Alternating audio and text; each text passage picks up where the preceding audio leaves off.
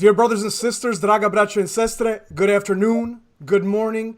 Thank you for joining us as we continue our Serbian American Leadership Conference leadership series. We've had a short hiatus here because we have a very special guest today joining us, somebody that we're very honored to have, somebody that's very influential in the U.S. Department of State, someone that we respect very much, and it is Deputy Assistant Secretary Matthew Palmer.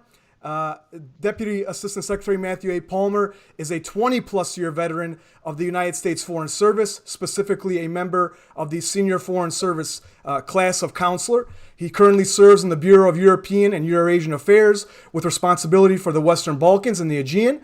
Prior to serving in this position, he was the director of the Office of South Central Europe with earlier positions in Belgrade, Nicosia, the U.S. Mission of the United Nations, and other positions in Washington, D.C., including the Secretary's Policy Planning Staff and at the National Security Council.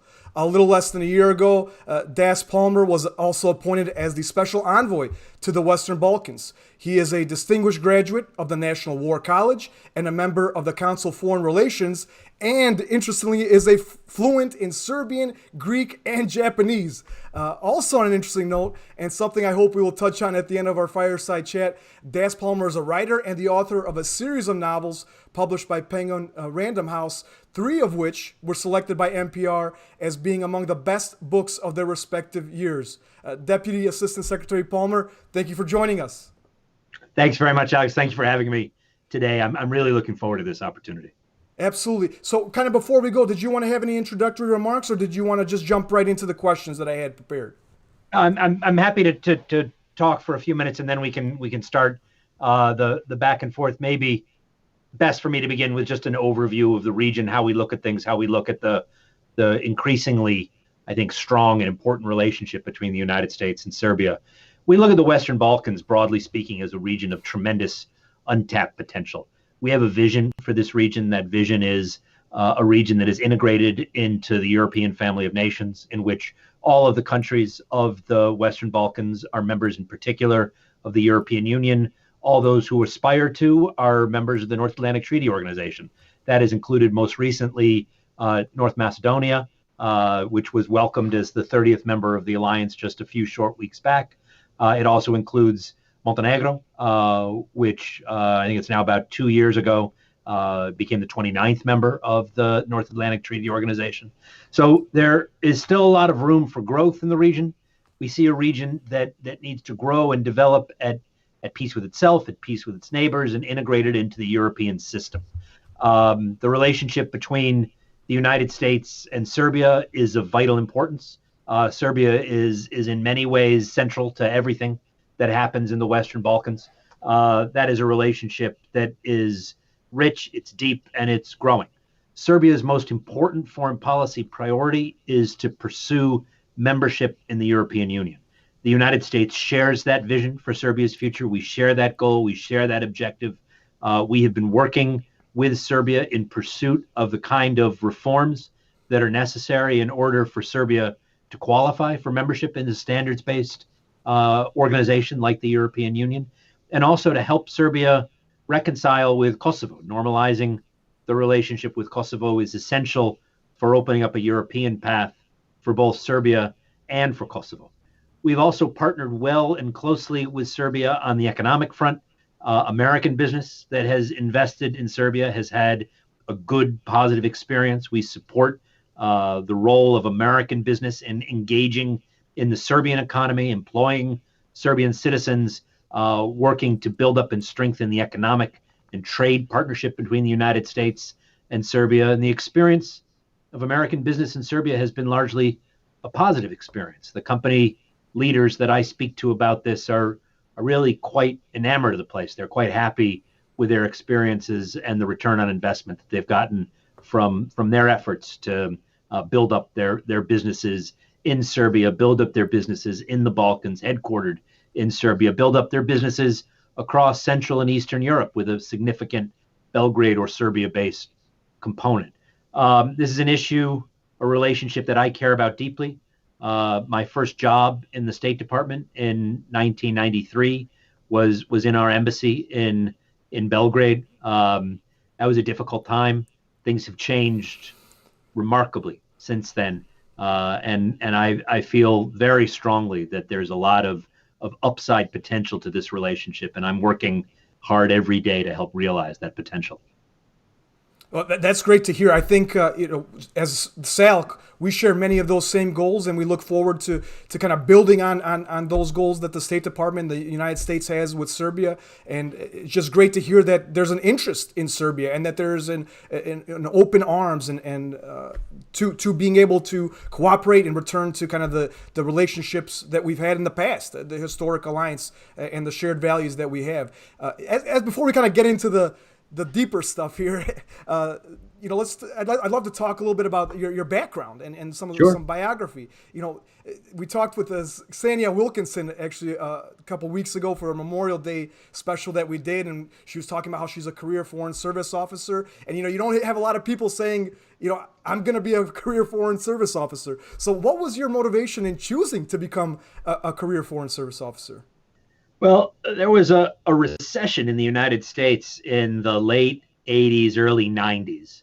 And I had, recently come out of school. I'd gone to Japan. I'd taught English in Japan. I'd bummed around Southeast Asia for a year or so with a backpack and a guitar. And I found myself back in the United States looking for work at the height of the recession. It was tough to get work. And somebody told me, there's a test you can take to work in embassies. There's nothing in life I do better than take tests. And so I took the test, and it was kind of a lark. I didn't know very much about it, but it's a test. I'm good at tests. The year I took the Foreign Service exam, 18,000 people took the exam. 200 of us eventually got jobs. And it took a lot longer than I had anticipated. Had I known, I might not have taken the test. From the day I sat down to take the first part of the Foreign Service exam to the day I started was almost 2 years. And that required, there was various stages of the examination process and the selection process. And then they have to run the background check. And it took a while, but I started in the fall of 1992 and I couldn't have asked for a better career. It actually sounds very similar to kind of 08 and then a lot of people that are graduating now and kind of getting into the job market and trying to find a position. Hopefully maybe you can take my bar exam test. I'm just kidding. Because I have that coming up. If I may, if you'll indulge me. Absolutely. So I joined is October 1992. I have done nothing but Asia my entire academic and professional life. I've learned a difficult Asian language on my own dime in my own time. And I have a plan. I'm going to join the Chrysanthemum Club, it's called. That's the little group of Japan hands in the State Department. I was going to work on the Japan desk and then go to Tokyo and then come back to the Japan desk and do a whole career built around Japan. And there's people who do that. And that was my plan. So we have a little ceremony in the State Department. You've got a cohort of incoming junior diplomats that you do your training with. It's called A100. And graduation day, the last day of A100, they call your name and you stand up and they tell you where you're going to go for your first post of assignment. And it's the first time you hear it is in front of your peer group. I think they want to see if you cry when they say Lagos. So they called my name. I stood up and they said, Matt Palmer, Beijing. I said, this is awesome. This is exactly kind of consistent with what I want to do. It's my Asia background. They're going to teach me Chinese. It was a super cool job in the embassy. And so I walked to the front of the room and they handed me a little Chinese flag, which is why the ceremony is called Flag Day. And that night we all went out to this bar downtown called the Brickskeller, serves beers of the world. And you're supposed to drink beer from your country of assignment. So I drank Qingdao until 3 a.m. And the next day at 8 o'clock in the morning, I got a call from Human Resources, which is never good. Right. And the guy says, Matt, there's been a mistake. This job in Beijing is being eliminated. It never should have been on the list. How do you feel about Belgrade? And I'm a little fuzzy still because I'd been drinking till 3 o'clock in the morning. And I say to the guy, said, is that next alphabetically? And to his credit, the guy says, no, it's Beirut. We don't have any openings there. and so they taught me at that point, Srpsko-Hrvatski, Serbo-Croatian, but really Serbian. All my teachers were Serbian and shipped me off to the Balkans at a terrible time, but a very exciting time for a junior diplomat. It changed my entire life. I met my wife in Belgrade. I have been in and out of the Balkans for almost 30 years now, and it was a completely random event that did that. Right. So is that connection kind of the randomness? Is that how you kind of, as you built, your reputation and your career, is that how you became appointed to the Bureau of European and Eurasian Affairs, and now recently the special envoy to the Western Balkans? Well, it's really kind of a culmination of a lot of decisions that get made. The randomness is what started me on the place, but I also, very quickly grew to love it. It's a part of the world that I respect. It's a part of the world that I personally love. I have a connection to. It's a part of the world where I feel like I can do some good. So I have, over the course of my decades of service, I have sought out opportunities to work on these issues. I've served twice in Belgrade. I served on the desk here in Washington. I was director of the office, and now I'm in the position, the Deputy Assistant Secretary position.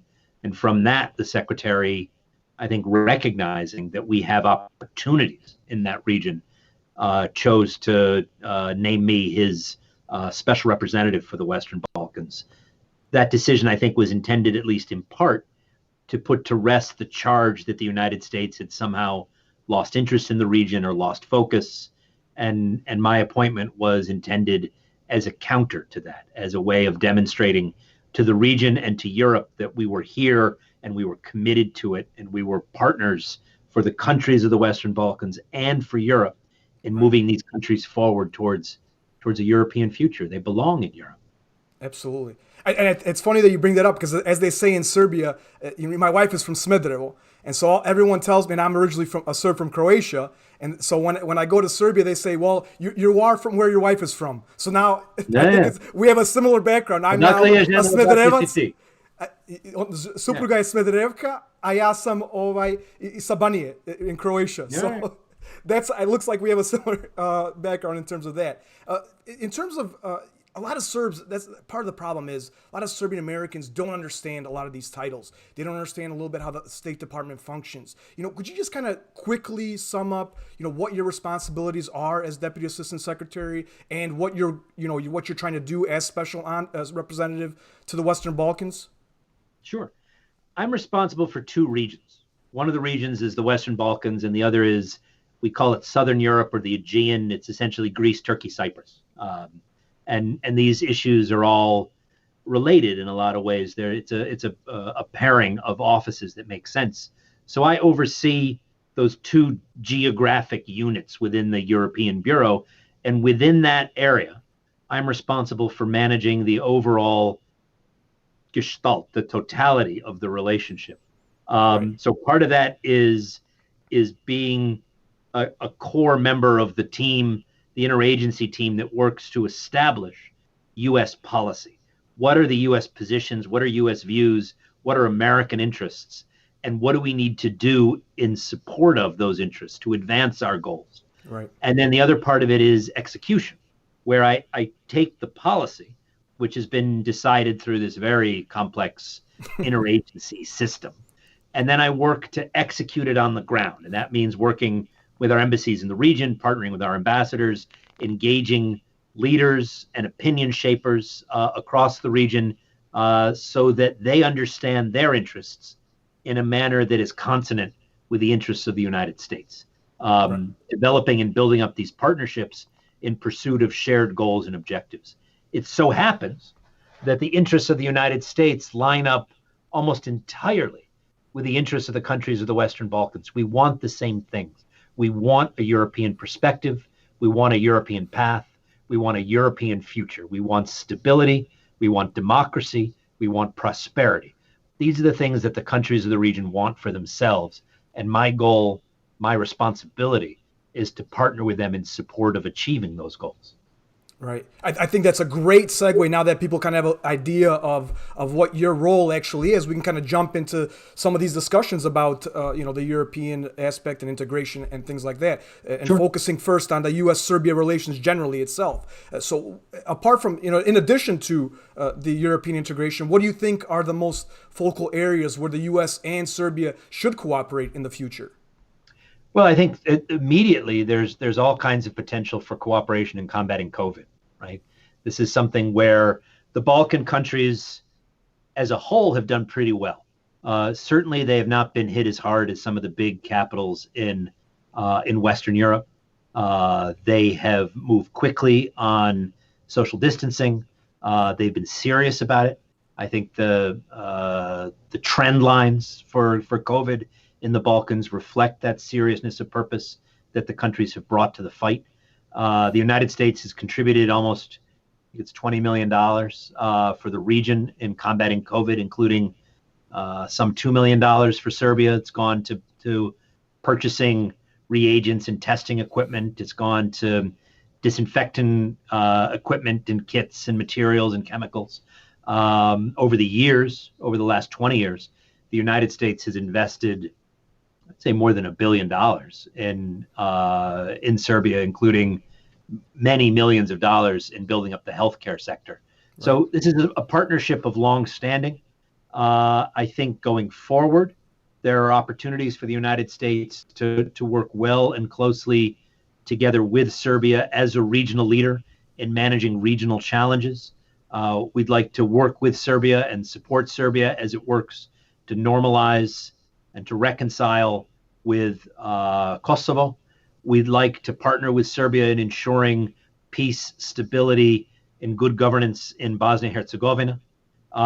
We'd like to see Serbia playing a leadership role across the Western Balkans in a manner that is positive and constructive and helps lift everybody and helps move everybody forward on a path to a European future.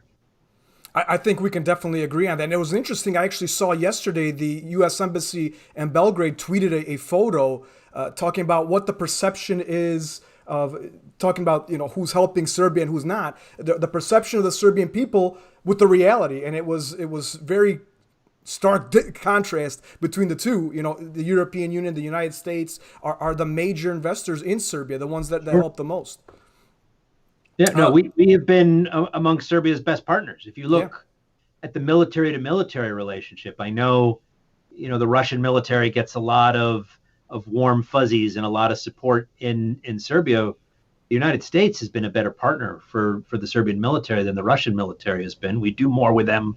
We train more closely together with them. We provide more assistance and material and training than the Russians do. So, this is a relationship. The mill-mill partnership is also something that we value in an area where there's a lot of room for upside growth, but one that I think is too often unrecognized or downplayed. Right. And there's a lot of positive. I agree. So unfortunately, there's always some kind of hurdles or setbacks.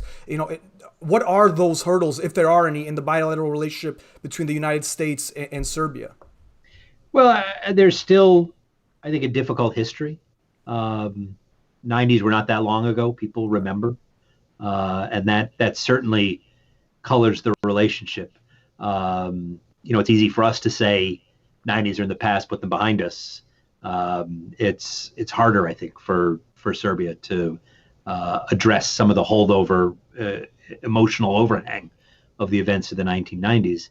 And the other, I think, big, difficult obstacle in the U.S.-Serbia relationship is our respective policies regarding Kosovo. And they are different. And we recognize Kosovo as a sovereign, independent country, one that we wish to see move forward in parallel to Serbia's on a European path to membership in the European Union, to membership in NATO. That is the future that we see for Kosovo, which is an important partner for the United States. That is not the way Serbia looks at it. But we are prepared and committed to working in partnership with Serbia to support the dialogue between Belgrade and Pristina, to support the full normalization of that relationship, and to open a unimpeded path for Serbia as well as for Kosovo towards integration into the European family of nations.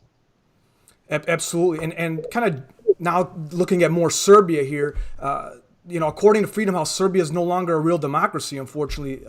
We were slightly concerned as SALC about this, not only about this revelation, but as we mentioned, the growing influence that China has been exerting in Serbia and Russia. And we brought these issues up with Ambassador Godfrey about 2 months ago when we had him on with us. And he mentioned that the U.S. would be holding the current and any future Serbian governments accountable for failing to adhere to the standards that the United States upholds and fosters throughout the globe. What is your position on these issues? And when you talk to President Vučić or other Serbian government officials about these things, what do they tell you? It is, from our perspective, it is essential for Serbia to be a strong democracy and for Serbian democracy to be institutionalized, to respect the basic fundamentals of political rights and freedoms, and to be consistent with European norms. It's essential for Serbia to meet these standards if it hopes to move forward on the European path in the way that it does. And we are committed through the exercise of programmatic engagements, through the exercise of political capital in Serbia to support that process. We will partner with Serbia and Serbian institutions to strengthen the foundations of Serbia's democracy. There is work to do, and I think the most recent Freedom House report reflects that. It reflects some concerns about broader trends. In particular, I think media is an area where Serbia can and should do better. There is an important election coming up in Serbia on the 21st of June. ODIHR, the OSCE democracy body, will be observing those elections. We look forward to the ODIHR report. As we have studied very carefully and closely previous reports of ODIHR that have recommended particular reforms, it is unfortunate, as we look at it, that the opposition in Serbia, much of it, is refusing to participate in the elections. I've never seen a boycott that produced positive results. I think it is an ineffective instrument of protest. We have encouraged the opposition parties in Serbia to throw their hat in the ring and to participate, to fight politically for a seat at the table, for positions of power and influence. If they don't get in the ring, if they don't compete, they can't win. And the people of Serbia deserve a choice. They should, when they go to the ballot box, they should have the opportunity to choose from a range of options. In a parliamentary democracy, that's especially important. They should have choices to make, and the refusal of the opposition parties to compete in the political arena strips them of that choice, and that's deeply unfortunate. So there are considerable challenges. We are committed to our partnership with Serbia and working to address those challenges, but making progress in that set of issues is fundamental to Serbia's European perspective. I agree, and I don't want my question to be misinterpreted in any way. We, as SALC, we understand that the Serbian government is doing the best that it can, but I think it's important. The role of the diaspora, the role of the Serbian American community, is to hold our government in Serbia their feet to the fire and make sure that that we are being a progressive nation, prepared to integrate into the world in the 21st century. So it's good to hear that, and it's good to hear pressure same way with the opposition. We need everyone being involved, and we're all work together. U.S., Serbia, Serbian political parties, Serbian American organizations to build a better future. What are some of the short term? We kind of touched upon them, but what are some of the short term and long term goals that the United States of America would like to achieve in its relationship with Serbia? If we can start with short term and then maybe long term. Sure. Short term, I think we'd like to work closely and well with Serbia in responding to the COVID challenge. I mean, that's, kind of an immediate challenge of the week. After the COVID crisis is, if not behind us, at least in a more manageable state, I think we would look to build and strengthen on the economic relationship, look for opportunities for American business in Serbia, look up for opportunities for Serbian business in the United States to partner with American business here to build and strengthen the trade and economic ties that underpin a strong relationship. I think we would look to Serbia to play a constructive, positive leadership role in Bosnia Herzegovina. We would like to get Serbia and Kosovo back to the table, the negotiating table, negotiating the path towards normalization. We'd like to see tensions between Belgrade and Podgorica eased. These are some of the immediate challenges. Longer term, I think in a similar way, we look to grow and deepen and develop a partnership that isn't just about the U.S. and Serbia, but it's about the U.S. and Serbia doing things together to help manage broader regional challenges. I think Serbia has, for example, a significant keystone role to play in ensuring energy security for the Western Balkans through diversity of supply, through connectivity, various pipelines, interconnectors, connecting the electricity grid, building stronger, more cooperative relationships amongst the energy authorities, connecting the energy infrastructure. And Serbia we see as a leader in that effort. We'd like to partner with them. It's great to hear that, there's opportunities to build on positive things. And when you talk about energy, it's great to hear that as well, because The Economist had a recent article in end of February, that talked about the IT sector, how it's growing in Serbia, and the lithium reserves. And that's, the lithium reserves are going to be very critical here as we kind of move into the 21st century further. And so it's good to see that the problem with lithium is you got to dig through a lot of gold before you get to the lithium. That might not be a bad thing either, though. It's a kind of a nice problem to have. Right.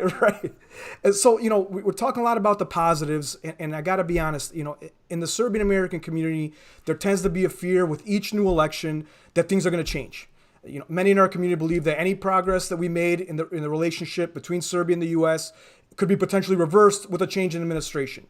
Could you potentially alleviate any of that fear? Is there any potential impact on the relationship between the two countries if there is a change in leadership, either in the administration or the State Department in the future?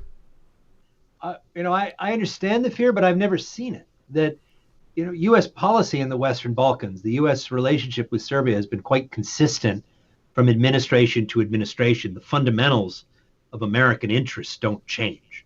There are maybe more opportunities right now for growth in the U.S.-Serbia relationship that we've seen in a long time, but I would anticipate any American administration that came in would look at the region, see those same opportunities, and work to actualize them. I've worked for multiple administrations, and there has been, I think, more constancy and consistency in approach than there has been tacking or vacillating or profound changes in orientation. So I see more consistency than change.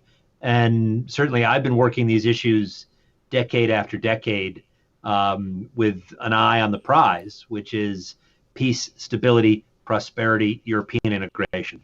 I don't see any American administration coming in at any point that looks at the region differently. It's great to hear that. I think that's going to alleviate a lot of fear, especially with these November elections coming up. It'll make things much easier, and we can all be sure that any progress we're making is going to be positive, and it's not going to be reversed.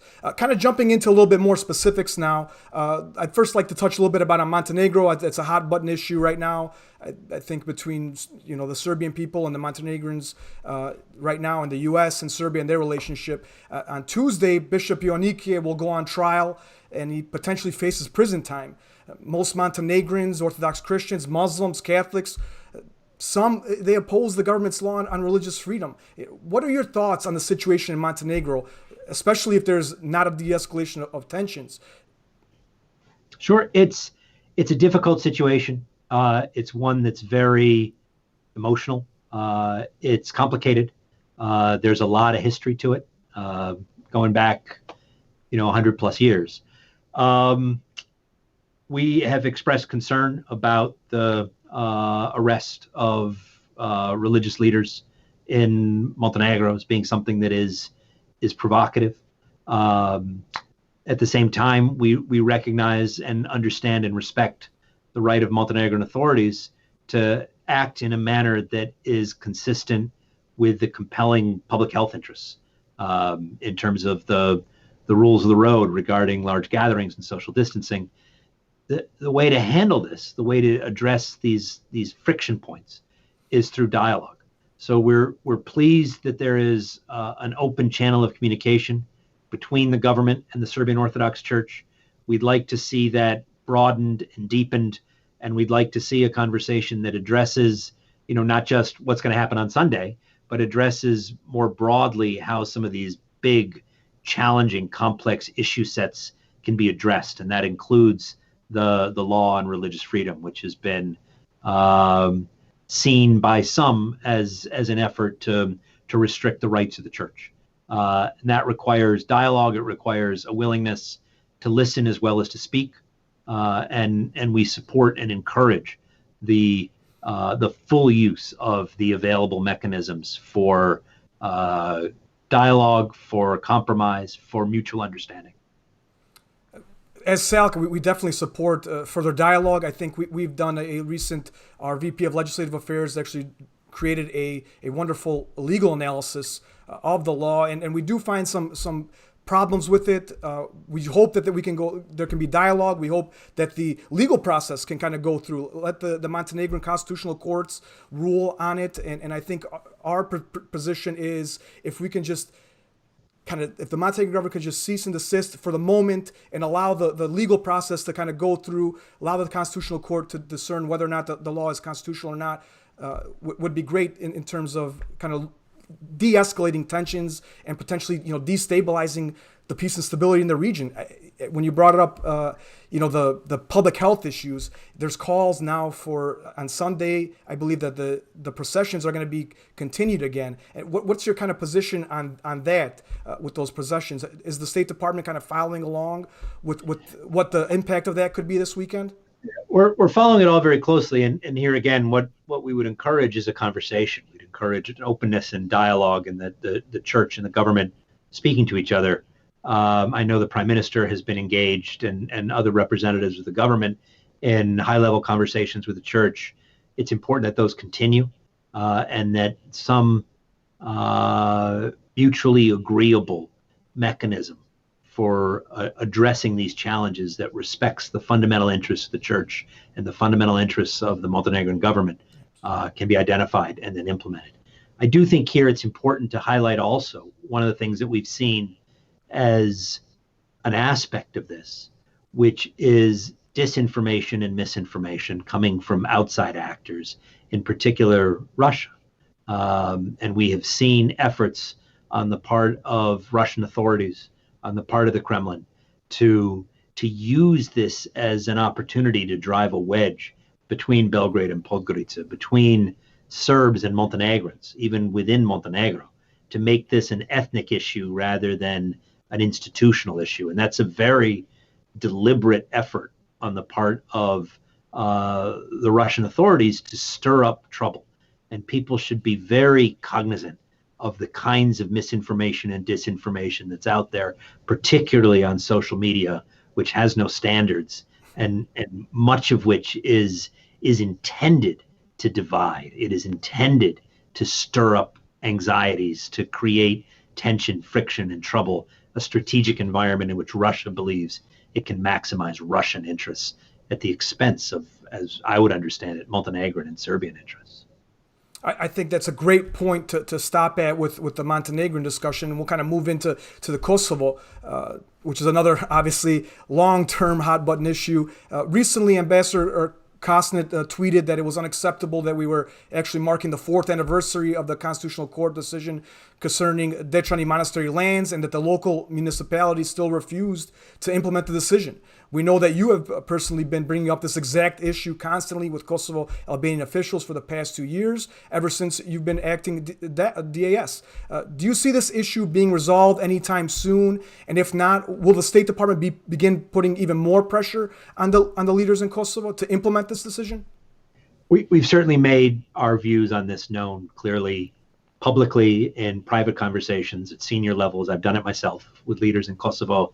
I've met on this issue and talked about it at length with Father Sava and representatives of the church. We understand how important it is, and we are hopeful a path forward can be found that respects the law, that respects the judgments of Kosovo's courts, and is consistent with the interests of Dechani Monastery. And Dechani plays an enormously important role in the cultural life of Kosovo. It does. It does. Well, it's good to hear that there's progress being made, and it's at least on the radar. Another question I'd like to ask is Ambassador Grinnell, the special presidential envoy for Serbia and Kosovo peace negotiations, in a press conference, I think it was last year, said that the administration is focused on economic progress and free markets and is not seeking to impose any resolution between the leadership in Serbia and Kosovo. Is this the official stance of the State Department as well? And if not, what do you see as the most efficient resolution to this situation that unfortunately seems to have no end in sight? Sure. I mean, we've never intended to impose a solution on any of the parties. We have been supporting a dialogue process that is aimed at helping the parties reach an agreement that is mutually supported by the two sides, one that achieves reconciliation, a normalization of the relationship, ideally centered around mutual recognition. We welcome the decision of the new government in Kosovo to suspend not just the tariffs, but the reciprocal measures that were obstacles to trade. We'd like to see the agreements on air connectivity and rail connectivity and road connectivity implemented, and we'd like to see the parties get back to the dialogue process and make progress on the fundamental issues. We welcome the decision by the Millennium Challenge Corporation and the DFC to resume activities in Kosovo, consistent with Kosovo demonstrating a willingness to support the economic interests of its own citizens. So I think there's room for progress. I think the path forward back to the dialogue table is clearer than it's been in almost 2 years, and I remain hopeful that the parties will be able to make some progress quickly. Is there anything that the Serbian American community can do to help the two sides reach a resolution? Reaching out to maybe the American Albanians or something like that. What would be something that we could kind of take on as a responsibility of our community? That's an interesting idea. Frankly, one that I hadn't thought about previously, but one that I find kind of appealing. A dialogue between Serbian American institutions and Albanian American institutions, I think, is one that's potentially of interest. But where I think you guys can really play a role is just in emphasizing and underscoring in your public messaging and in your private engagements in Serbia how important it is that this issue be resolved. What a drain and a drag it is on Serbia's growth potential, both economically and politically. How important it is that a normalization agreement be reached that allows Serbia to move forward towards Europe, that allows Serbia to maximize its potential to create opportunity for Serbs in Serbia, and to build even more deeply upon the foundation of the relationship between Serbia and the Serbian American diaspora community, which has been an important community in the United States and a foundational community for the U.S.-Serbia relationship.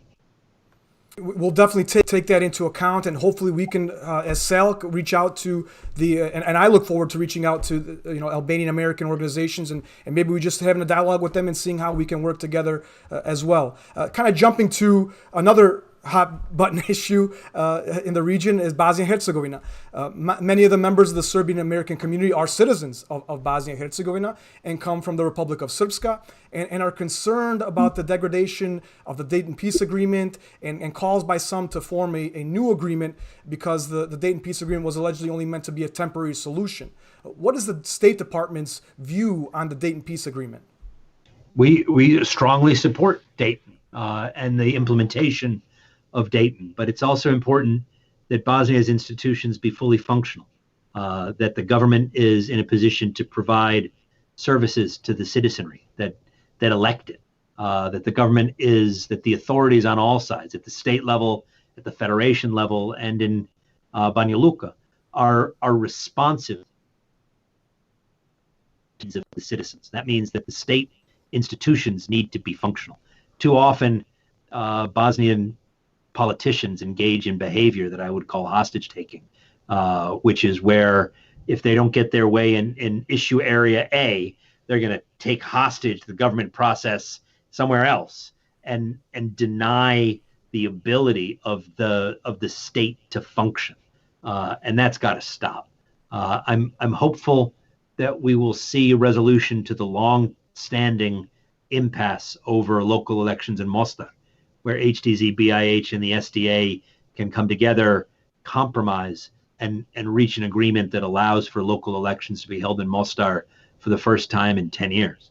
Mostar has been held hostage to the issue of reforming the system by which the presidency is selected, and that's not responsible. Banja Luka, similarly, Milorad Dodik has misused his position to hold hostage aspects of governance in Bosnia Herzegovina as a source of leverage in unrelated areas. That has to stop. There is a responsibility on the part of the leadership across the board in Bosnia Herzegovina, and I single out no one ethnic community, I single out no one leader, I single out no one political party. There is responsibility for this across the board. It is too common a practice in the framework of Bosnian politics. So we'd very much like to see Bosnia's leaders accept their responsibility to lead and to exercise the authorities invested in them by the publics in a responsible manner. But we remain committed to Dayton, we remain committed to Bosnia's future, and we remain committed to being good, strong, productive partners for Bosnia-Herzegovina. It sounds like there are inevitably some obstacles, and it's a very unbiased opinion, I think, from your perspective. But so with those obstacles, what will the future of Bosnia-Herzegovina look like? How do you see it in the next 10 years, for example? Well, I think you see a lot of potential at the municipal and the cantonal levels of government, where you're seeing a new generation of leaders beginning to emerge that I think have a more European outlook, a more European lens. And our goal is to deepen and strengthen the connectivity between Bosnia-Herzegovina and its immediate neighbors and its European partners. The relationship between the United States is of fundamental importance as well, but Bosnia's future is as a part of the European system. So there's a framework for this. The recent opinion by the European Commission gives us signposts in terms of what it is that Bosnia-Herzegovina needs to do to move forward down this path.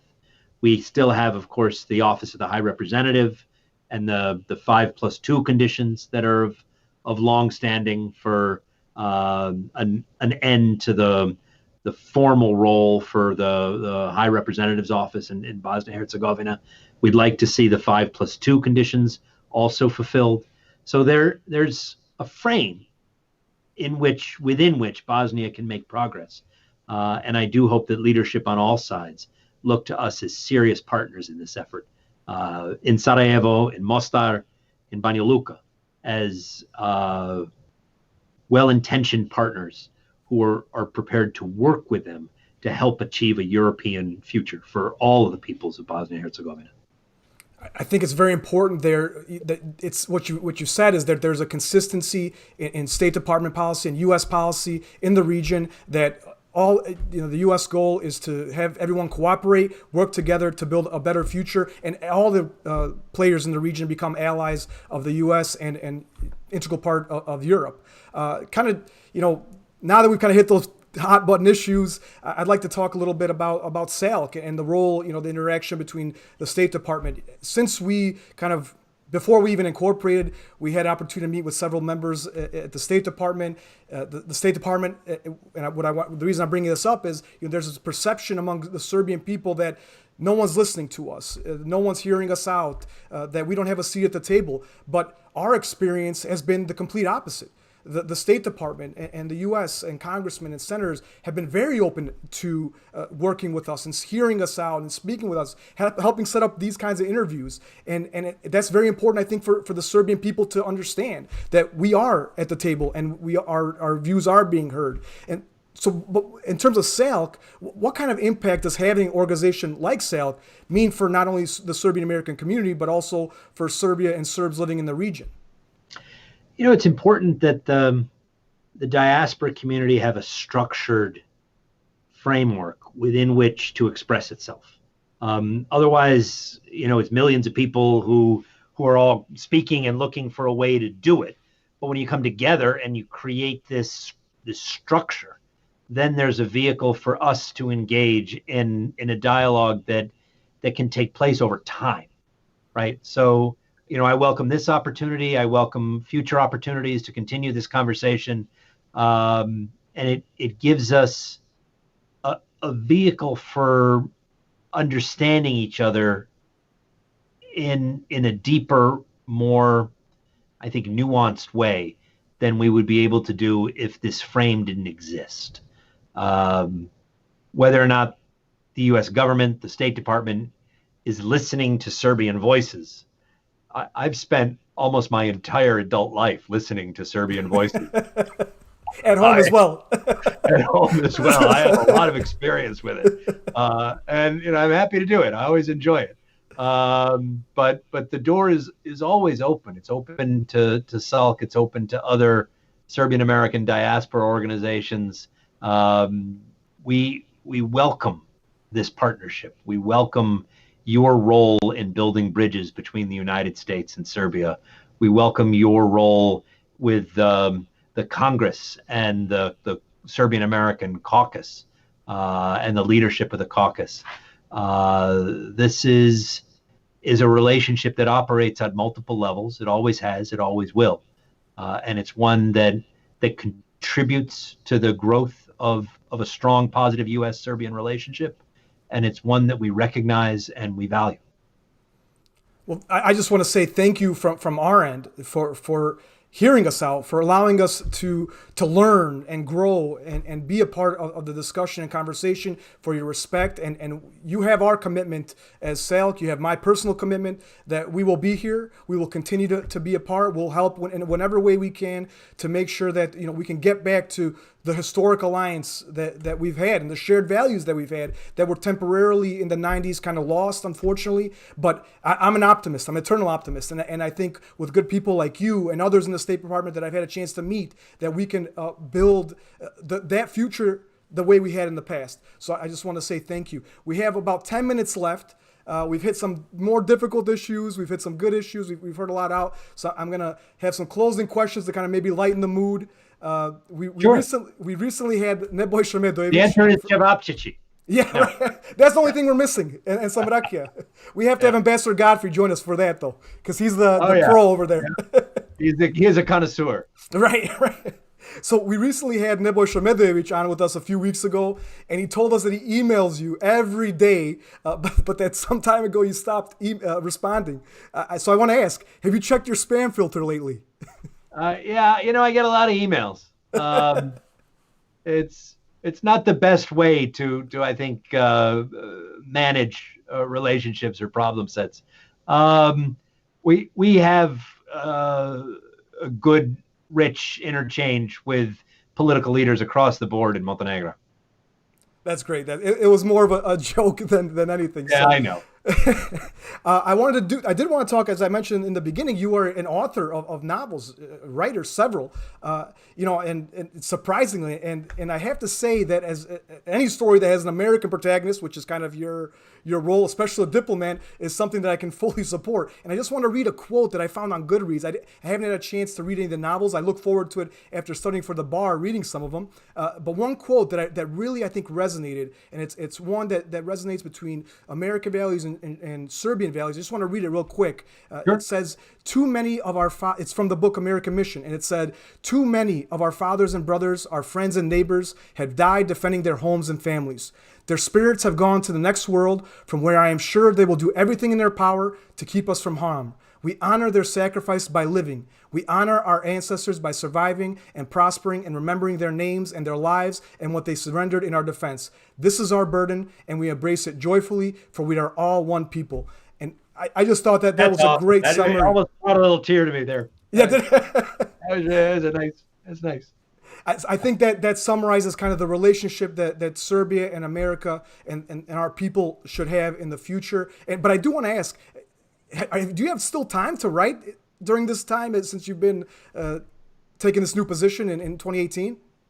Not as much as I used to. Right. So it slowed me down. I haven't actually written in some time, but I did have a conversation the other week with my agents where I promised them that I was ready to write another book, and I presented them a bunch of ideas, and they've given me some feedback. So I've got my work cut out for me, but I enjoy writing. It relaxes me. It's like a hobby. And so, I can find some time. Certainly in lockdown, I've had time. Right. Well, I look forward to reading the past books and also any new ones that you have down the line. Finally, last question here. The kind of the theme that we've had is trying to inform younger Serbian Americans how to become more civically engaged, how to become active. And so this is a question we've been asking everybody lately. What are 3 pieces of advice you would give to Serbian Americans, either as a community or either as individuals seeking to become more active in public service, U.S. politics, foreign relations, or in becoming a foreign service officer themselves? Sure. A couple of things. The first would be to read widely and to read critically, right? To try, it's very tempting, I think, for all of us to fall into our little information bubbles where our sources of information, our streams are all reinforcing of things that we actually already believe. So reach out, branch out, read stuff that you disagree with, read and think critically, and don't let other people tell you what to believe. Work it out for yourselves, but do it with a broad base of information and an open mind. Consider the foreign service, consider government service. I have had a tremendously positive experience myself in almost 3 decades in government. So I would consider Serbian Americans, I would encourage Serbian Americans, I would encourage Albanian Americans, as I would encourage Mongolian Americans to take a good hard look at government service as a way to give back to the United States. Doesn't need to be forever, but I do believe that public service is a noble calling and a noble profession. The Foreign Service is a great career. Take the exam. It doesn't cost anything, and you never know. There are other ways to be in government as well, but do consider it. Be civically engaged. Vote. Engage your elected representatives. Hold them accountable. These are all kind of basic responsibilities of being a citizen of a democracy. And it goes 2 ways. The elected leaders owe certain things to the citizenry. And then the citizenry owes certain things to the nation. And that includes being active and engaged, part of their community, concerned about their role in the world as individuals, as a society, as a country. So I think there's lots of opportunities. I think that's a great way to head out. Thank you very much, Das Palmer, for joining SALC and the Serbian American community. It's really an honor to have you with us today. It means a lot to our community that you were willing to find the time in your schedule to speak with us about your work and the future of the Western Balkans, and for an opportunity that people get to know you as a person. I think that's very important to see. For Serbian Americans and Serbian people to see that you are, in the end, a human, and you have Serbian, in the end, We're not so sure about the middle bit, but the end. Right. Because there's this perception, you're in the State Department and you're some person that you're unattainable. You can't be reached like a robot. And I think this was a great conversation. We got to hit on some serious topics. We got to hit on some lighter topics, and people really got to meet you. Again, I reiterate, we are here at your disposal. We look forward to working with the State Department and the other U.S.-based organizations that represent the other ethnic communities to move the Western Balkans into the 21st century as an unwavering ally of the United States of America. I also want to thank everyone at the State Department that helped make this Fireside Chat happen, as well as our special viewers. I know they're watching from the Hellenic American Leadership Council. Thank you all for joining and watching with us today. Did you want to have any closing remarks? Just to thank you for this opportunity and to underscore that I'm always available to continue the conversation. I really do. I appreciate the exchange. I appreciate the opportunity to hear your perspective, and appreciate the opportunity to offer some thoughts from our perspective, from the State Department's perspective, for you and the members of your organization. Thanks for what you do, and thanks for the role you play building bridges between the United States and Serbia. Thank you again. And next Saturday, just to let all our viewers know, next Saturday, June 20th, we will have the great honor of hosting one of the most distinguished, speaking of public servants, of the Serbian American community in history, the Honorable Branko Terzic, whose 4-decade career includes being commissioner of the Federal Energy Regulatory Commission. So please join us for that Fireside Chat next week, moderated by our wonderful VP of Legislative Affairs, Ilijana Dorovic. And of course, now in the modern times, please like and follow our Facebook page, subscribe to our YouTube channel, and follow our Twitter. We are at Serbian Leaders on all platforms. We need your support to be successful, and all that we ask is for your participation at this point. Das Palmer, thank you again for joining us. I look forward to chatting with you again in the future. Thanks, Alex. Grateful for it.